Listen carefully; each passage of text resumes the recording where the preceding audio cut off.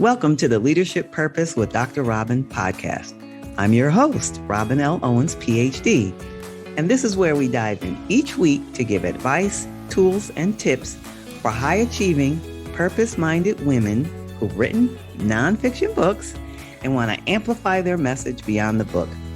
I'm a college professor, and when I'm not doing that, I am speaking, coaching, mentoring, and teaching high-achieving women who have written books how to use their books to make a bigger difference, have more impact, and purpose.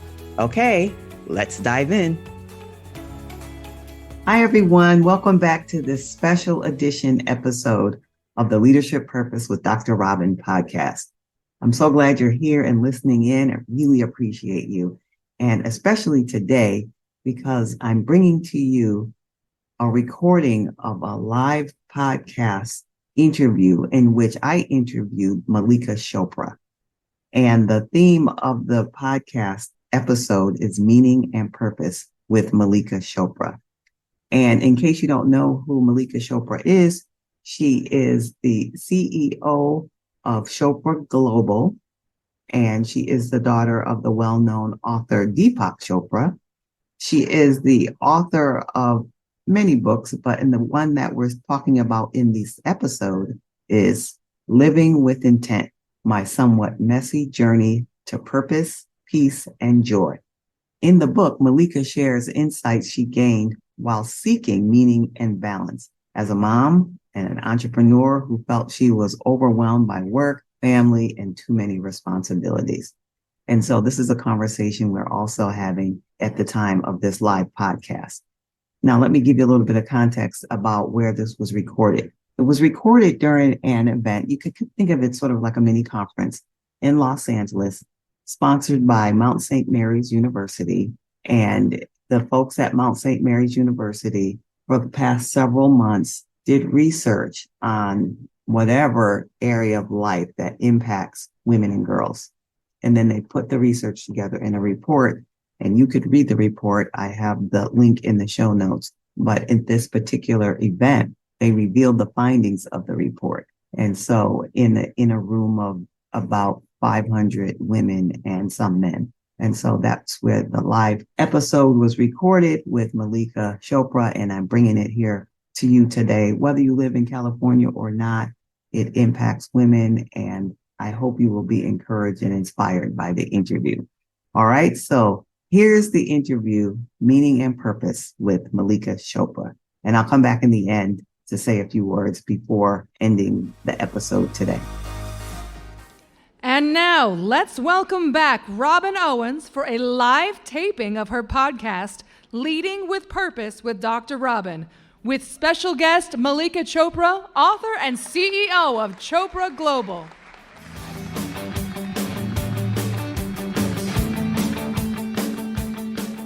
Welcome to this part of our program. As you heard, it's a live podcast, and I have the honor to be here today with Mallika Chopra.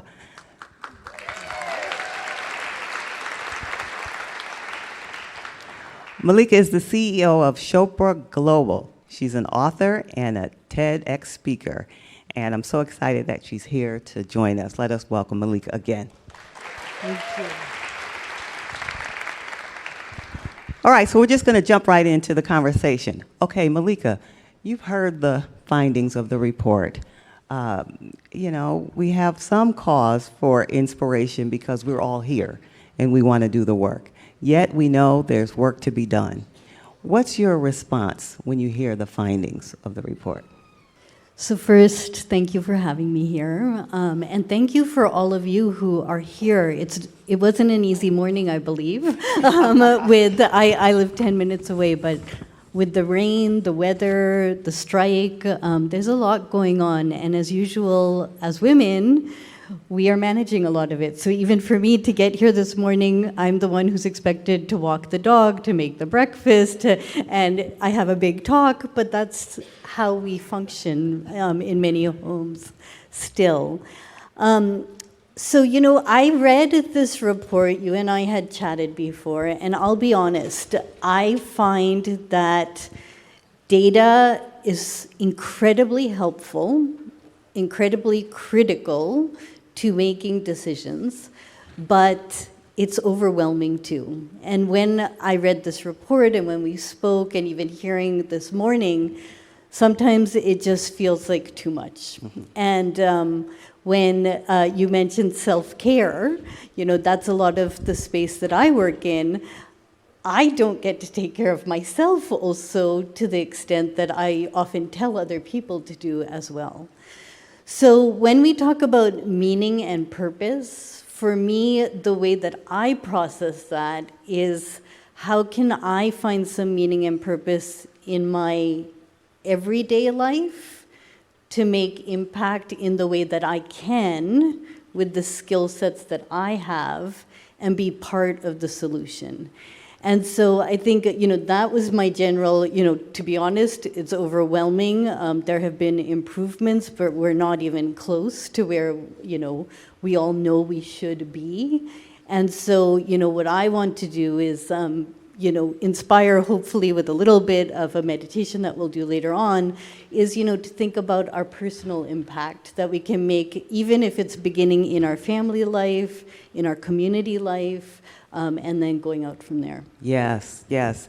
And you talk about our personal impact, and I want to refer back to your book, and I'll tell everybody the title of your book, and it is called Living with Intent, My Somewhat Messy Journey to Purpose, Peace, and Joy. And my guess is there might be one or two people here that know something about a messy journey.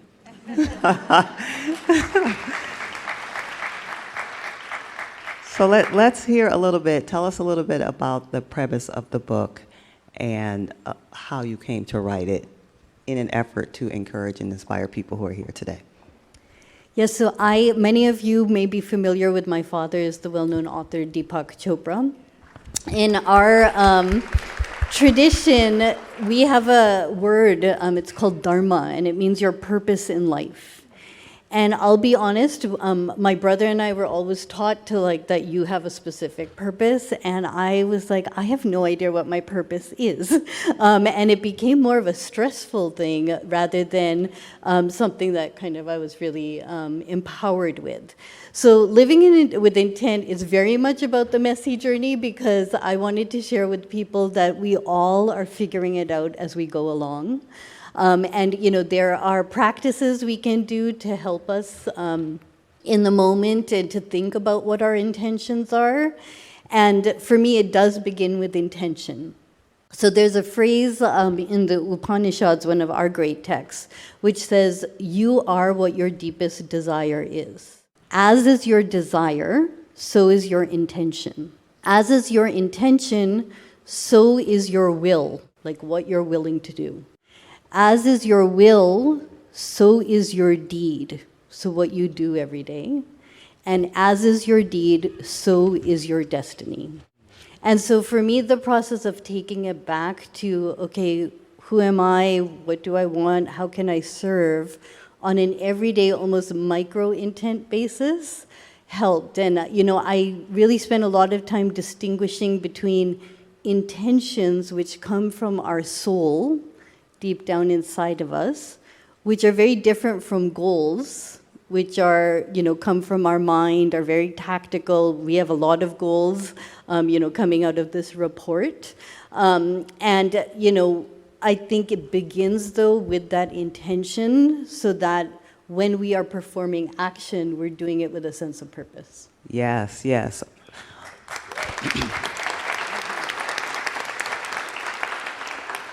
Okay, so that gives us an idea of how we can begin, but let's go back and hear some specific, one or two specific examples of what you call the messy part of your journey, because I'm imagining, we're all going through whatever we are in our lives, and so hearing an example or two might help us pinpoint some of the messy pieces that we can then turn our attention to. Well, the inspiration from the book was actually, I was speaking to a group of women, probably 10, 15 women at the time, talking about the benefits of sleep and diet, and especially meditation and mindfulness.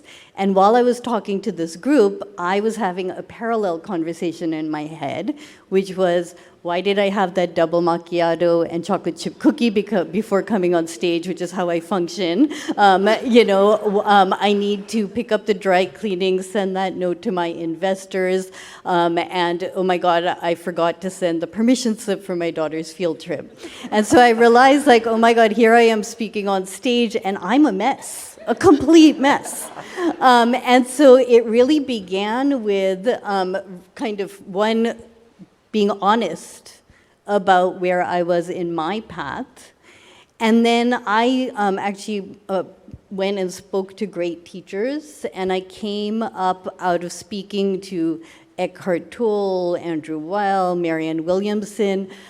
In my head, I thought, okay, who is like my hero when it comes to a woman who's making impact? And it was Carol Stern, the CEO of UNICEF. So I reached out to her and I went to New York to meet her. I had prepared, read all of her stuff and prepared questions. And I remember I was waiting outside to go into her office, and when I entered, she was at a desk that was full of papers and a mess, a suitcase next to her, and she's like, just excuse me a minute, I have my 14-year-old son didn't take his math homework to school, so I'm coordinating with my husband. And I was like, oh my God, she's a mess just like me. It's fantastic. And so I think the practical comes from being really honest about where we are, and then actually doing self-reflection. So in my book, but it's available in many places online and whatnot, is really starting with a balance wheel of, am I sleeping enough? Sleep was 3 out of 10 women are not getting enough sleep. Am I eating healthy, nutritious foods? Am I happy at work? Big thing. Am I connected to people? Our social networks are really important. Do I feel financially secure? If you are not financially secure, that is a lot of stress and anxiety. We know that. So we can talk about wellness and well-being, but there are key things that really lead to our wellness. And so again, even in that, I also add, am I intellectually curious? Am I inspired by art and literature and poetry? And last and most importantly, actually, do I have a spiritual connection? Because that often drives the sense of purpose. Yes, yes. And I imagine, and maybe not, but I imagine that your father, you mentioned earlier, Deepak Chopra, what role, if any, does he have or did he have in you shaping this work that you're doing now and that you're committed to? So, it's me and my brother, and I don't have time right now to tell a little bit about our story, but my parents were young immigrants, and my dad was very stressed out, and our memories of childhood are smoking, drinking, just being able to get through the day, and then he had a total transformation when he learned how to meditate. Can I just interrupt you so this was your father smoking and drinking? Yes, my father. Now, raise your hand if you think of Deepak Chopra smoking and dancing. So that tells us there's hope. And absolutely, that's why I share this, because I remember very specifically being 9 years old and a major transformation happening in my family's life. And that was when my father learned how to meditate and had a very melodramatic, insight. And then my mom learning how to meditate, and it was like, okay, this works. Very different personalities. And what happened is he transformed his life. My parents, who were fighting all the time, we were just a happier family, and my brother, I learned when I was 9, my brother was 6, and it became really a family's transformation. And so that really inspired kind of my family life, but honestly, it wasn't what I wanted to do professionally. I went off and helped MTV launch in India. It's a very long story, but that really wasn't my purpose and my passion. But what happened is I had grown up with my father asking my brother and I, what is your purpose? And like I said, I was like, I don't know. I don't really care at 15. But with age, and actually I had this moment in India where I was working for MTV. We just had a huge success, and we were driving through the slums of Delhi or Bombay, and we found ourselves stuck in a traffic jam. And as we're inching along, we saw a roadside stall, images of children, kids from the beaches of Santa Monica grinding to hip-hop music. And it was a moment of celebration for my team because MTV had touched every corner of the planet, and my heart stopped. And I thought, oh my God, what am I doing? What am I doing? And so that happened at a young age, and then I had no idea what I wanted to do. And so for me, it's been this messy path of finding, at particular moments, because it changes. Who I was in my 20s is very different than my 30s, than my 40s, and now my 50s. So, we really have to kind of keep coming back to, and that's what we'll do in our short meditation, coming back to source and asking, okay, who am I? What is next? And how do I want to serve? Yes. I'm just curious about the audience. Raise your hands if you feel like you have a sense of purpose in some area of your life. Just keep your hands raised. Okay, this is good. This is good. Look around and see. I do want to point out it's a self-selective audience, though, because you are, and that's why I'm so inspired to be here, and why one chooses, because you've chosen to come here. That is your work. That is your impact. So,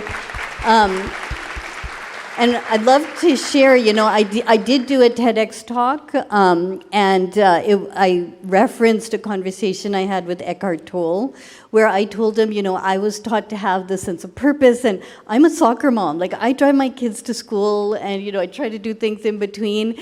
And he said something to me which was so impactful. He said, it's the everyday people who are making impact in their communities. So whether you're doing it as a soccer mom, as, in your workplace, in your community, do it with love, joy, and purpose, and then you are increasing the frequency of everyone, and then we are all making impact. Well, it looks like we had at least half of the audience or more who have that sense of purpose. Maybe you could leave us with, as you talked about the meditation, some way to lead us into that, to encourage us, inspire us, and give us a tool to continue to do the work, to think about what we heard in the report, to help make the changes individually or in our communities. So if you could lead us into a tool of your choice, which it sounds like it's going to be meditation. Yes, yeah. So wonderful. So I do want to teach you a really simple meditation. This is really, it's not overwhelming. I used to do it in in carpool line before getting my kids to school. You can do it any place, anytime. So I want to give you a practical tool. And then at the end of the meditation, which will be very short, 1 or 2 minutes, I'm going to ask some questions. And I think this is one point, is we don't always have to know our purpose. In fact, sometimes we have to listen and be intuitive about our purpose and ask questions, and from the questions, the bubbles of desire come up, and that's, again, why I share that phrase, because it really begins with, what do I want? And from there, then we kind of find a path. So I ask everyone to sit comfortably, and I promise this will not be overwhelming or intimidating. And what I'm going to ask you to do, I'll tell you first. We'll just close our eyes, and then I'm going to ask you to repeat the word I am. I am. Now, I'm choosing this word because we call it a primordial sound. And what is a primordial sound? It's the sound of the wind blowing through the trees, or the sound of the waves of the ocean. So I am really represents the infinite. I am to the finite. Think of amen. Amma, mama. We have sounds throughout all languages and cultures where we connect from the infinite to the finite. So that's why we're using I am. We'll repeat that, and we'll just sit quietly for a few minutes, or less than a minute, I think. And when your attention drifts away from the sound I am, which it will, so you'll say, I am, and then your mind will wander and you'll think, I should have gone to the bathroom during the break. And then, oh, why did I have that glass of water right before? I'm thirsty again. One thought leads to another, leads to another. When you notice your attention's drifted away, just come back to I am. I am. and naturally your mind starts to settle down. Okay? Okay, you ready to start? Yep. Okay. So everyone sit comfortably. If you're comfortable, you can close your eyes, but you can do this with your eyes open as well. And what I'd like you to do is repeat the words, I am. I am. And you can repeat it internally, just in your head. I am. And when your attention drifts away from the sound, gently come back to the words I am. And we're just going to sit quietly for less than a minute. I am.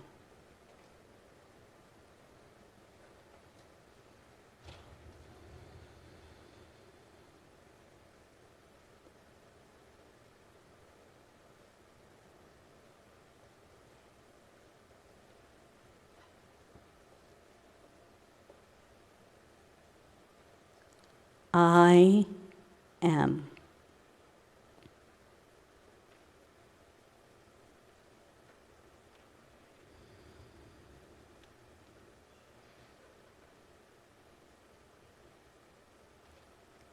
Now, keeping your eyes closed, you can stop repeating the words I am. And I'm going to ask 4 questions. Don't feel the need to intellectually answer these questions. Just experience the answers. First question, who am I?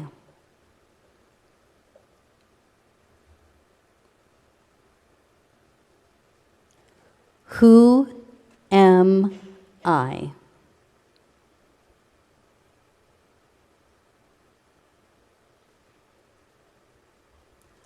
What do I want? What do I want?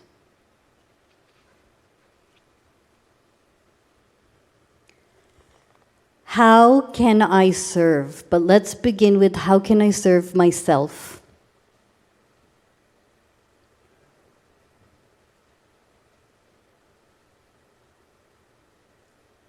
And now, how can I serve my world?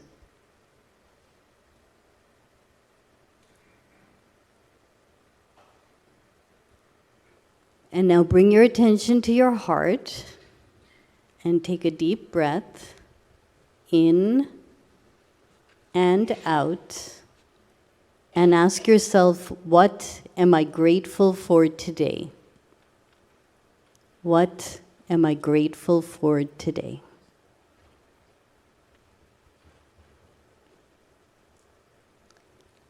And so with one more breath, in and out, you can release all the sensations, images, feelings, thoughts that may have come up, and gently open your eyes.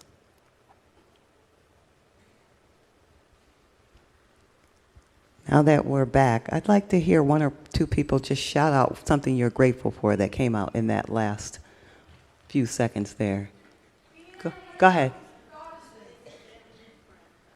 Great. Somebody over here? Today, being in this room.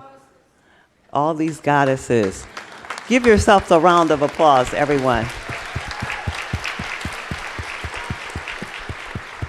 Hope you take that energy with you. And Mallika Chopra, I want to say thank you for taking the time out of your life and busy schedule being here with us today. Thank you. Inspired by all of you. Thank you. Thank you. And thank you, everyone, for participating and bringing yourselves to that whole process that now you can use anytime and any day. Thanks again. And thank you, Mallika.